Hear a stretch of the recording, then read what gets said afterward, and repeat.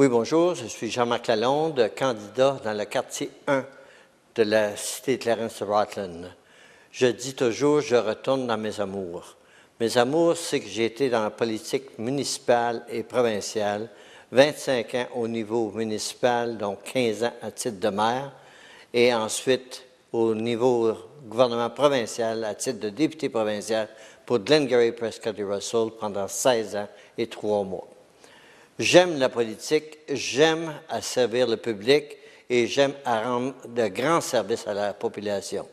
Depuis ma retraite, que je pourrais dire depuis 2011, j'ai jamais cessé de venir en aide aux besoins de la population, même de Rutland, que ce soit de Castleman, de Embrun, de Hawkesbury. Je suis toujours là pour servir le public. Mais la raison que je veux me représenter au niveau municipal, c'est que c'est là que j'ai débuté en 1962, lorsque j'ai été élu la première fois à titre de conseiller municipal. Dans ces années-là, Rutland n'avait pas été fusionné avec la municipalité de Clarence.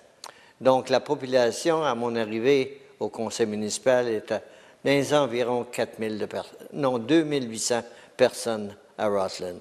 Aujourd'hui, Rutland seul compte plus de 15 000 résidents. Et lorsqu'on regarde la cité de Clarence-Rutland, maintenant, nous avons une population d'au-delà de 24 000, un peu plus de 24 000 personnes. Donc, maintenant, nous sommes en quartier.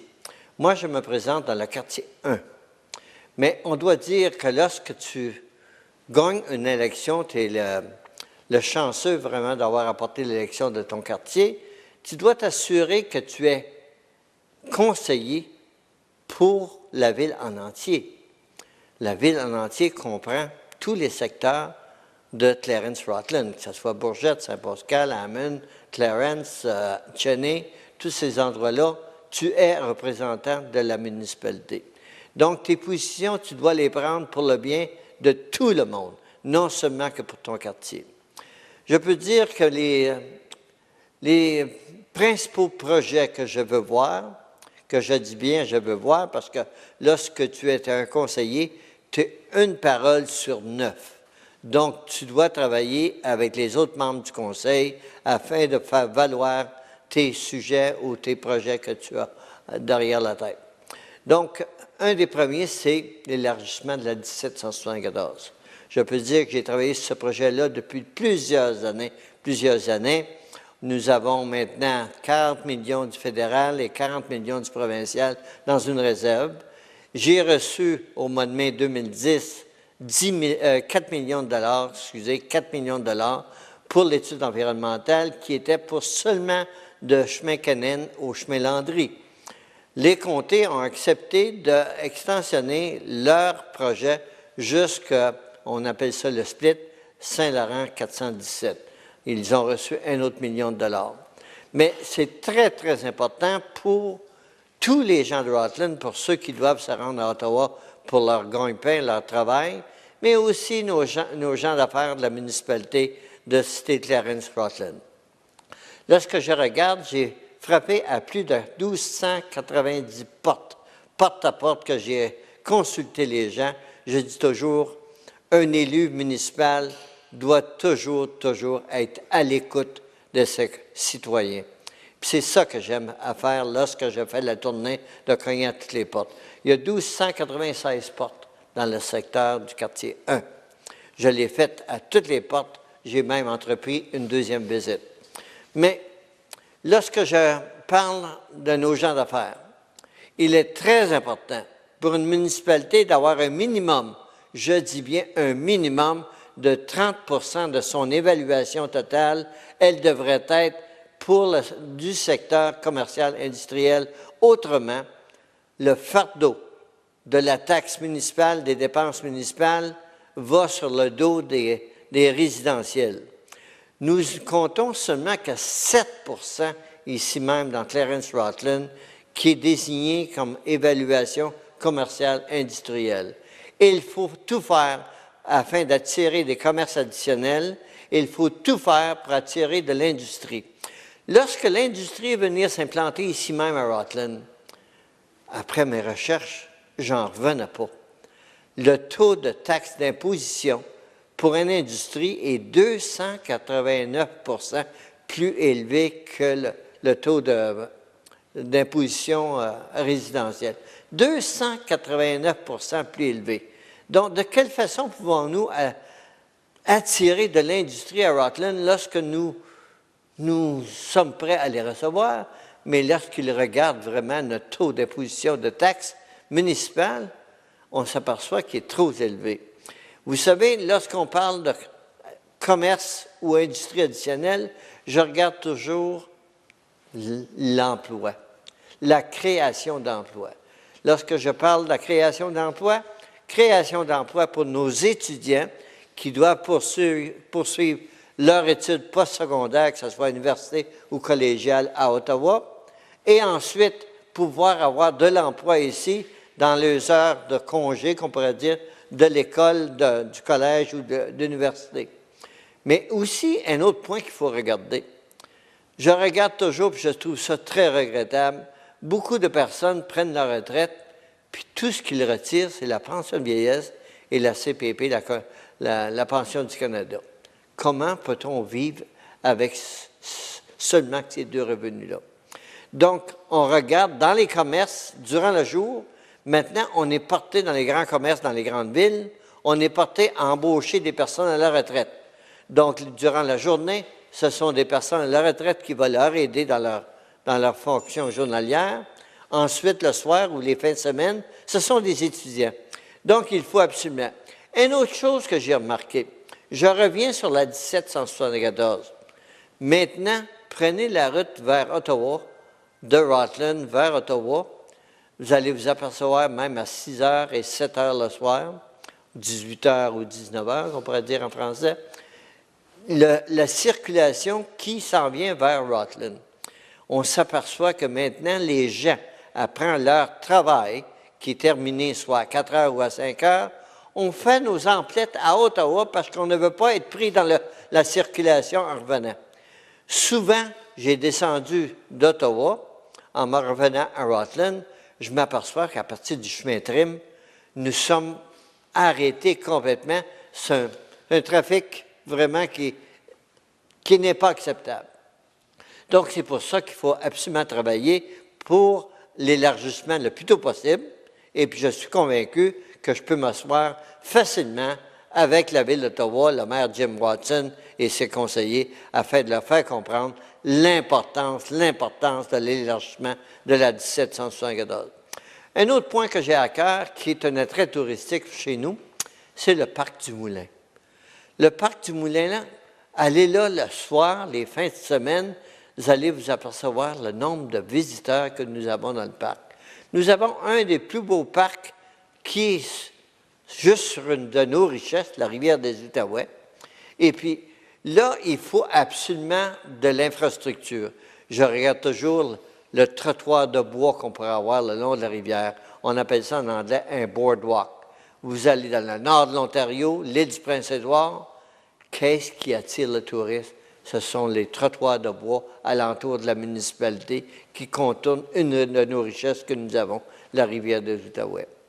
Donc, ici à Rutland, il y a plusieurs projets, mais il faut voir quels sont les objectifs du gouvernement actuel afin de pouvoir s'asseoir avec les nouveaux élus et puis regarder quelles sont les priorités de la ville aussi.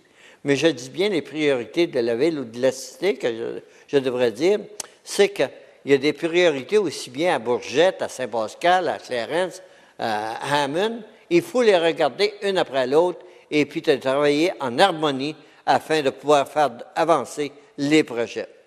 Une chose que j'ai remarqué aussi, c'est que depuis quelques années, très peu de subventions gouvernementales des gouvernements supérieurs, soit le gouvernement de l'Ontario, soit le gouvernement fédéral.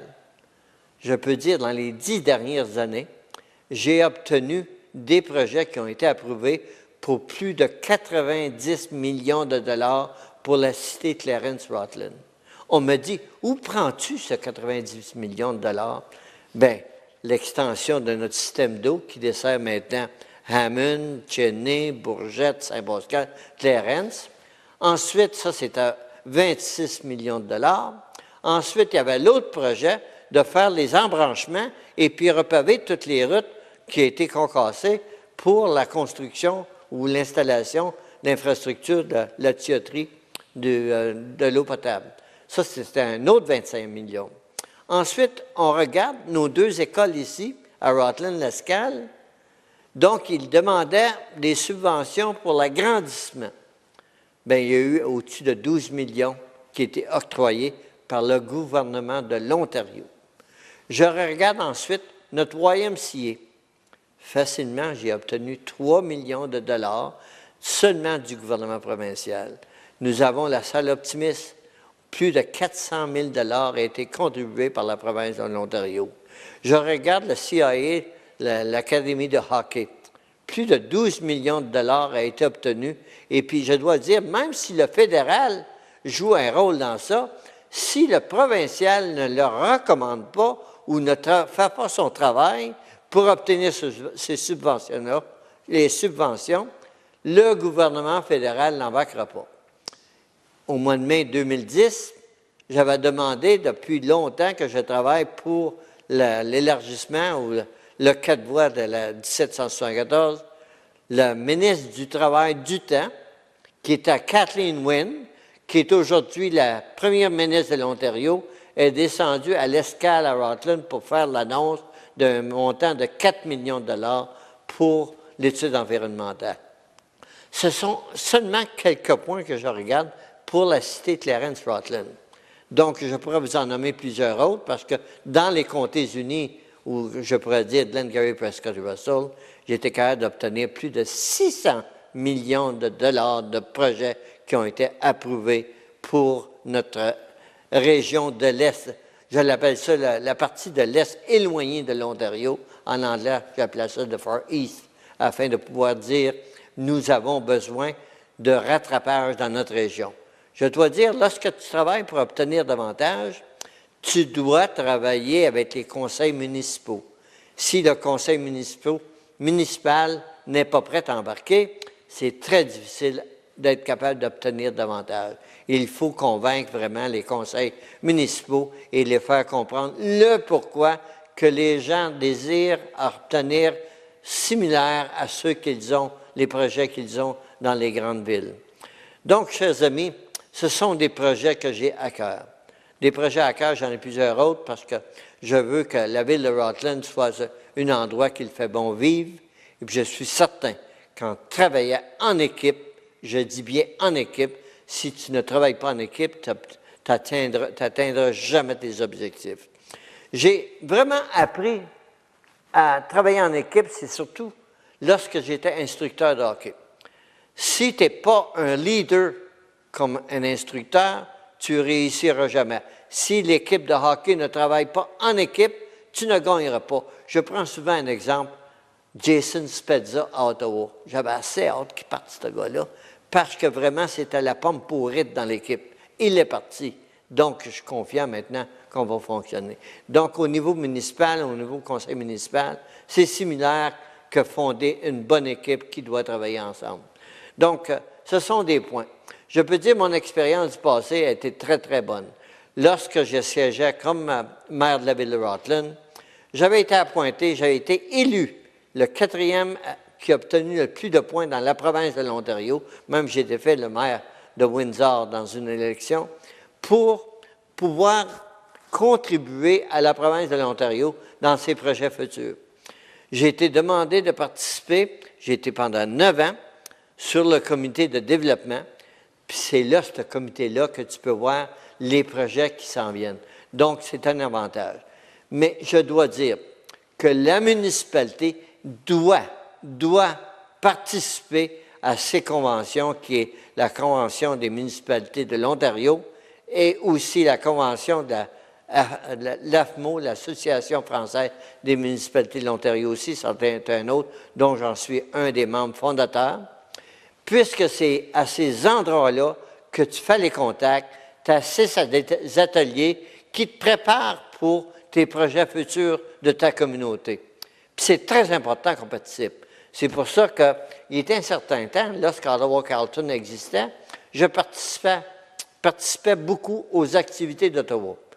je peux dire que les lumières au coin de Laurier puis Edward à Rutland, ce sont un set de lumières de circulation qui était installé par Ottawa Carleton. Je regarde, en plus de ça, le fait que je participais toujours pour nos vidanges. Pardon. Nous appartenions au groupe d'Ottawa qui appelait GNG, Good Neighbors Group. On participait avec Ottawa pour le ramassage des vidanges et puis on payait le même prix que ceux de la ville d'Ottawa payaient. Donc, c'est pour vous dire qu'il est toujours important de participer à des activités, à des réceptions, afin de vous faire connaître et puis établir des contacts. J'ai été reconnu à plusieurs reprises par d'autres municipalités, d'autres villes, d'autres pays. J'ai été reconnu par le président de la France pour mon travail au niveau mondial dans les affaires francophones.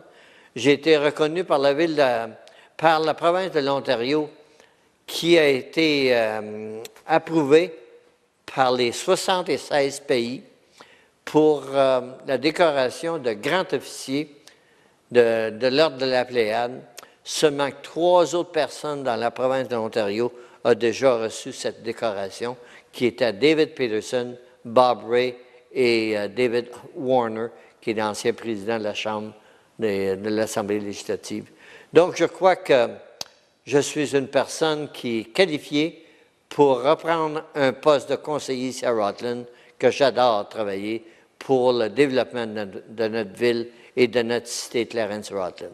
Donc, chers amis, je dois dire du 22 au 27 octobre, puisque vous pouvez voter 24 sur 24 à compter du 22 octobre par téléphone ou Internet de 9 h le matin le 22 aller au 27 à 8 h le soir, 20 h, par téléphone, même s'il est minuit ou 2 h du matin, vous pouvez signaler le numéro sur la lettre que vous allez recevoir de la municipalité qui va indiquer le numéro de téléphone que vous devez appeler pour pouvoir voter.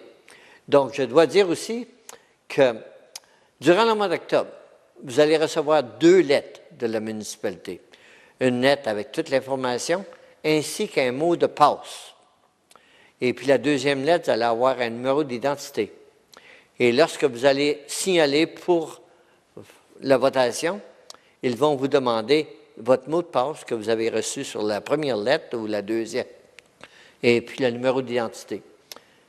Vous devez conserver ces 2 lettres-là pour que lorsque vous allez procéder à la votation, la Ville va vous demander ces 2, le mot de passe et le numéro d'identité.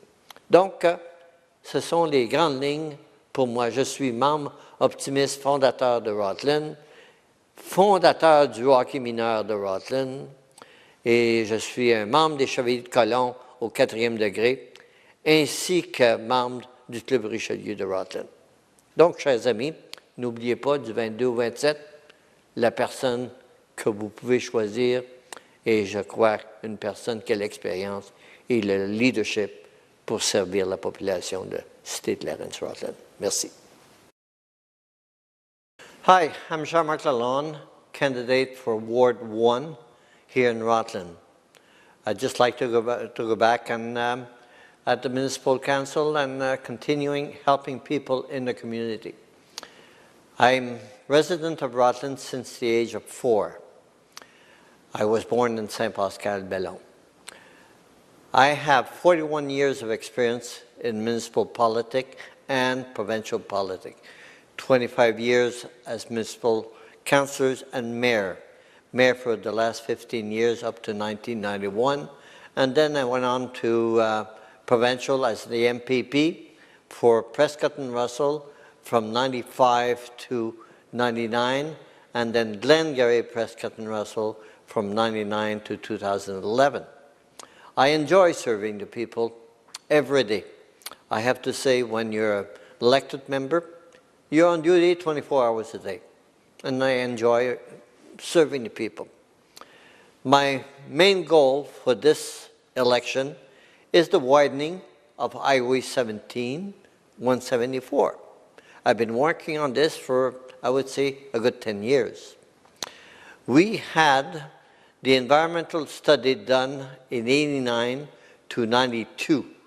The 4-lane was supposed to be built in 1992, but the government at the time decided to transfer the money and build the 416.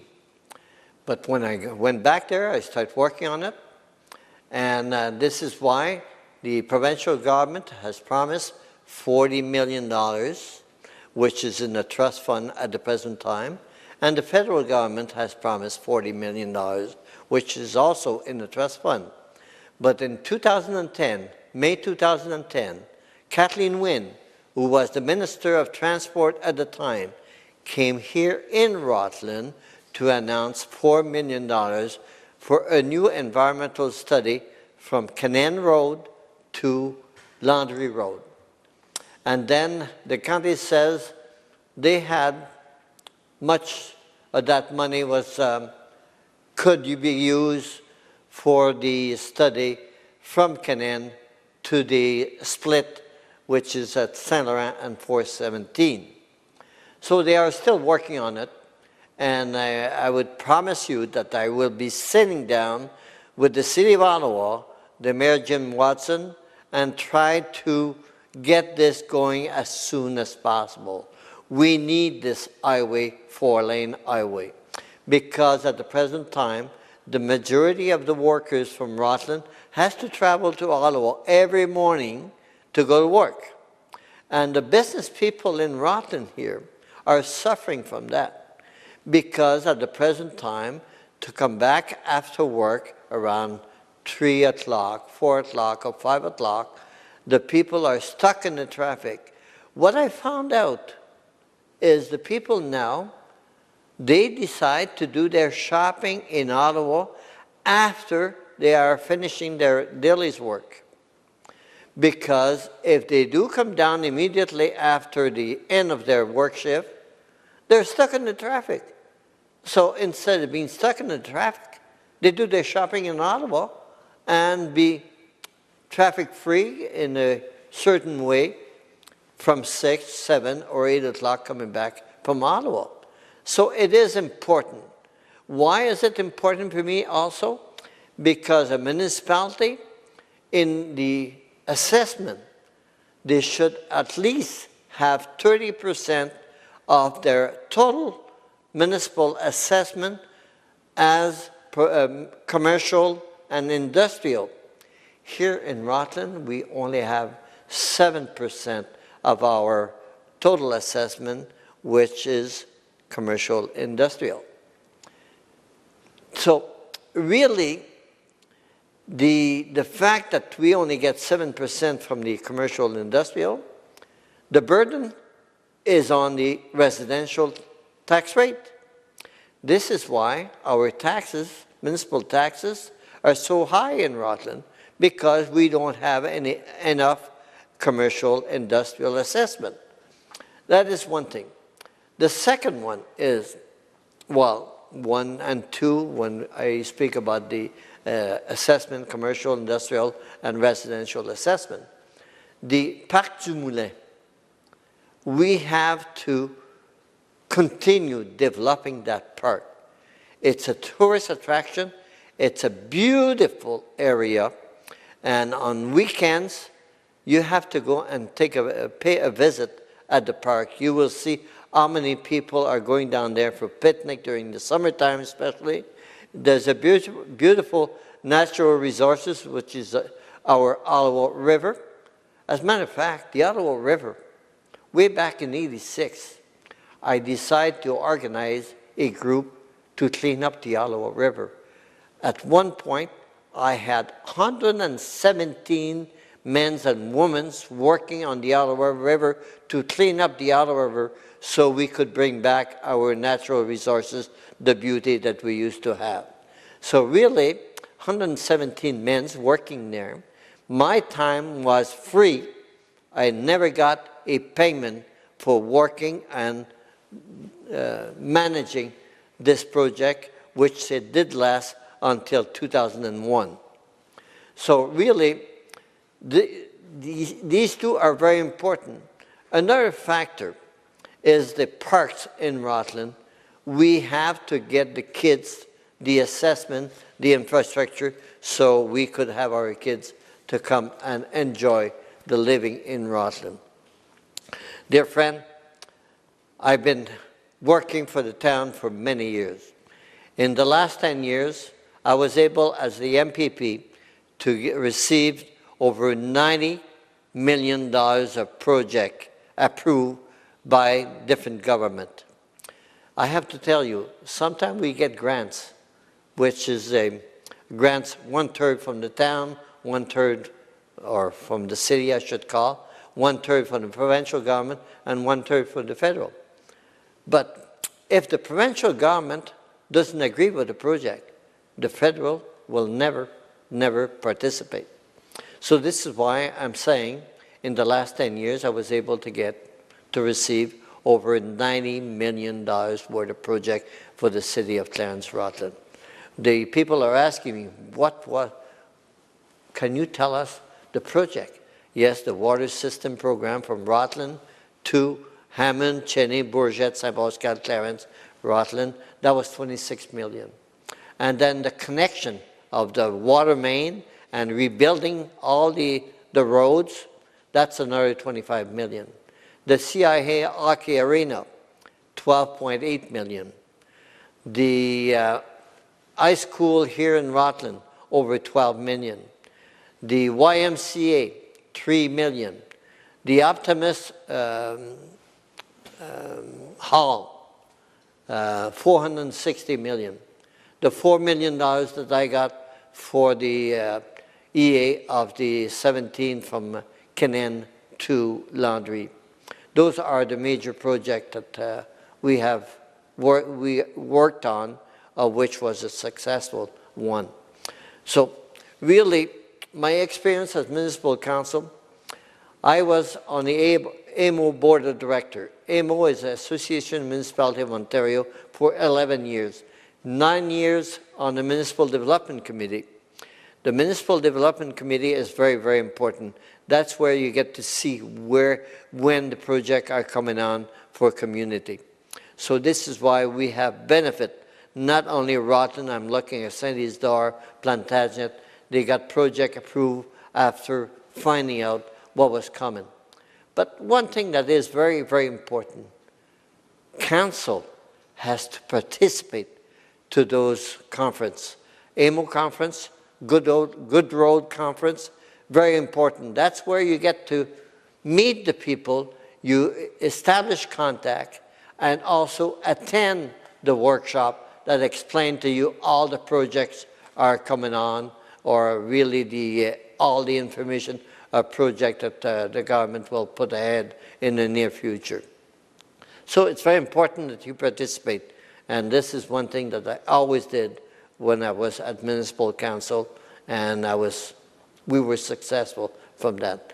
The population in Rosslyn when I was the mayor was about 7,000 in 1991.